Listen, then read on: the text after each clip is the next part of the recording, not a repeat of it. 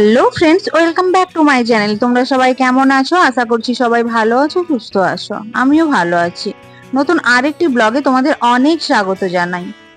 আজকের ব্লগটা একটু অন্যরকম, দেখে বুঝতেই পারছো। তো পুরো ব্লগটা দেখতে থাকো, আশা করি ভালো লাগবে। সকালবেলায় গুড মর্নিং জানিয়ে আজকের ব্লগটা আমি শুরু করলাম। এই যে সকালবেলায় গোপু সোনা আর পাপার কোলে শুয়ে শুয়ে আদর খাচ্ছে, কারণ আজ সানডে, পাপা বাড়িতেই রয়েছে। অন্যান্য দিন তো পাপাকে সেরকম পায় না, অফিসে চলে যায়, তো আজকে তাই পাপাকে আর ছাড়ছে না। এরপরে একেবারে সন্ধ্যাবেলায় ফিরে এলাম। সারাদিন এত ব্যস্ত ছিলাম যে আর কোনো ভিডিও করতেই পারিনি। এক তো রবিবার, তারপরে বাচ্চা নিয়ে ও যে টাইমে শান্ত থাকে সেই টাইমে আমাকে কাজগুলো করে নিতে হয়, বা যে টাইমে ঘুমোয় সেই টাইমে আমার যে যে কাজগুলো থাকে তাও অনেক সময় দেরি হয়ে যায়। তো তার জন্যই আজকে সারাদিন আর কোনো ভিডিও করা হয়নি। তো এই যে এখনো নখটা কেটে নিচ্ছে, অনেক বড় বড় হয়ে গেছে নখগুলো, আর ওদের নখগুলো এত ধারালো হয় যে একটুতেই ওর মুখ টোক ছিলে যাচ্ছে, আবার আমাদেরও গা হাত ছিলে যাচ্ছে। তো তার জন্যই এই যে একটা টিমার অর্ডার করেছিলাম বাচ্চাদের নখ কাটার জন্য। এটাতে কোনো ভয় নেই, বাচ্চাদের হাতও কাটবে না, কিছু না। অন্য কিছু দিয়ে নখ কাটতে গেলে তখন একটা আমাদের ভয় থেকেই যায় যে বাচ্চাদের তো নরম আঙুল, তো যদি বাই চান্স নখ টক গুলো কাটতে গিয়ে আঙুল কেটে যায় বা কিছু হয়, তো সেটা একটা ভয় থাকে। তো তার জন্য এটা অর্ডার করেছিলাম, এটা চলেও এসেছে। এবার একা একা আমি নখটা কাটতে পারছিলাম না, কারণ ও খুব ছটপট করছিল, তাই ওর পাপা একটু ওকে ধরেছে আর আমি নখটা পটপট করে কেটে নিচ্ছি। তো এরপর আমি দেখিয়ে দেবো ঠিক এই টিমারটা দেখতে কেমন।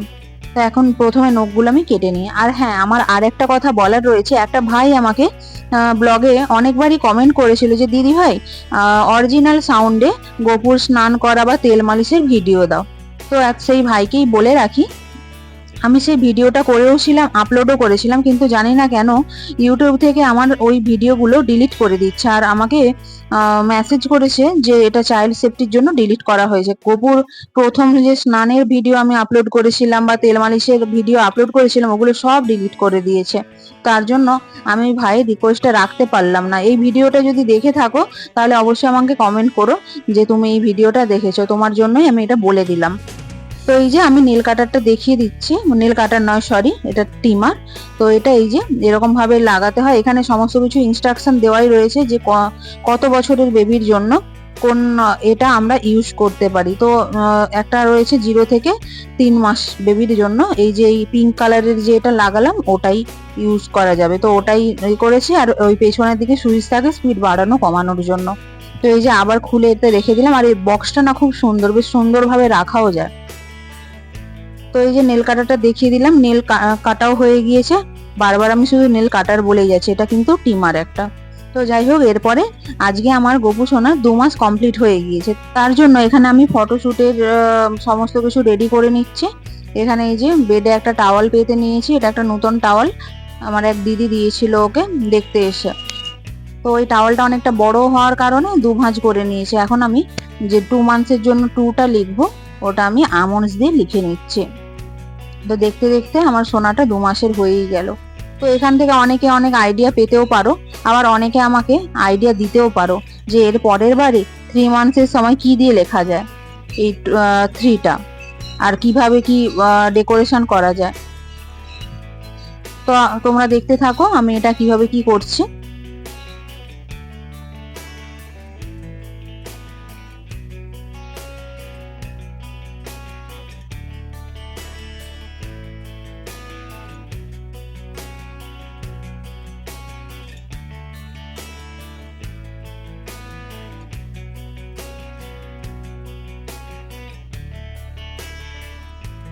ছোট বাচ্চা থাকার কারণে রেগুলার তো আমি কোনো বড় ব্লগ দিতে পারছি না। তো আমি ভাবছি এবার থেকে মিনি ব্লগ বানাবো, আর মাঝে মাঝে একটা করে বড় ব্লগ দেবো যখন আমি সময় পাবো। তো এই যে কথা বলতে বলতে আমন্ড দিয়ে আমার 2 লেখাও হয়ে গিয়েছে। এখন আমি ও যে জিনিসগুলো ইউজ করে আর কি, তেল, শ্যাম্পু, সাবান বা পাউডার, ওষুধ কিছু, সেগুলো দিয়ে চারিদিকে সাজিয়ে দিলাম। এখানে আমার গোপু মহারাজকে নতুন একটা ড্রেস পরিয়ে সাজিয়ে গুছিয়ে দিয়েছি। এখন আমি শুইয়ে দিলাম। আজকে বেশ একটু শান্ত রয়েছে, কিন্তু ছটপট করতে গিয়ে প্রথমে না 2 লেখাটা একটু ঘেঁটে দিয়েছিল, তারপর আবার ঠিকঠাক করে ওকে শুইয়ে ফটোশুট করে নিয়েছি। তো এরপরে আমি ফটোগুলো দিয়ে দেব দুটো। তো আপনারা দেখে বলবেন কেমন হয়েছে। আমার তো বেশ ভালোই লাগছে। এই যে ফটোগুলো দেখুন, আপনাদের কেমন লাগছে অবশ্যই কিন্তু জানাবেন। তো তো এরপরে একটা ছোট্টখাট্টো সেলিব্রেশন এখানে করা হচ্ছে, একটা ছোট্ট কেক আনা হয়েছিল, ওটাই আমি কাটিং করে নিচ্ছি। এখন তো আমার গোপু সোনা কেক কাটিং করতে পারবে না, তো তার জন্য আমি কাটিং করে নিচ্ছি। এখানে ওর দিদু রয়েছে আর ওর পাপা রয়েছে, তো দুজনকে খাইয়ে দিলাম। আর ভিডিও কলে ওর দাদাই ছিল, ওর দাদাইকেও একটু দিলাম। ওর দাদাই বারবার ফোন করে বলছিল যে আজকে তো 2 মাস কমপ্লিট হলো আমার দাদু ভাই, আজকে কি কি হবে, তাই ওর দাদাইকে ভিডিও কল করেছিলাম।